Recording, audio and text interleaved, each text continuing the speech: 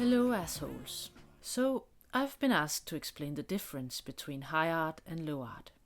It is a difference in height which seems to be more metaphorical than actually measurable. But even though it isn't a mathematically measurable difference, the difference between high art and low art still seems to be a lot about counting, and about what counts the most, the down-to-earth point of view of most assholes, or the higher point of view of a few elevated assholes.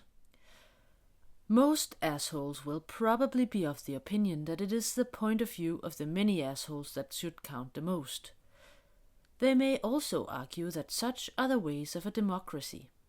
Democratic or not, however, within the arts there is a long tradition of letting the opinion of a few elevated assholes count the most, perhaps in the hope that these assholes may be able to achieve some special insight beyond what most assholes already know and appreciate.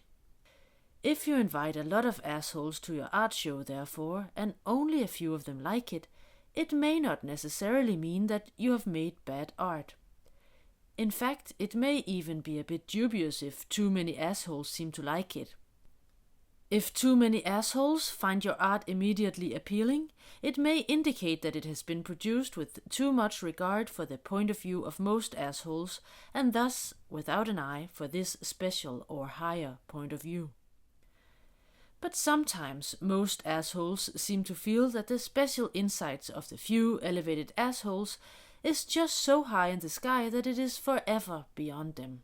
In 1837, the literary critic Charles-Augustin Sainte-Beuve gave that sky high a name when he suggested that the poet Alfred de Vigny had withdrawn into his ivory tower. Since then, this ivory tower has come to represent all art or thinking that seems too elevated and too far out of reach of most assholes. Even though a view from above may be spectacular and enlightening, it seems Sainte-Beuve just won't count it in if you are not able to pass this enlightenment down to a level that most other assholes will be able to grasp. That the special and enlightening perspective of the few elevated assholes thus so often seems to be counted out because it is out of reach for most assholes is, I guess, the great tragedy for the high idea of high art. But now I will ask you to pardon my French as I try to overcome that tragedy and encompass both high ass and low ass.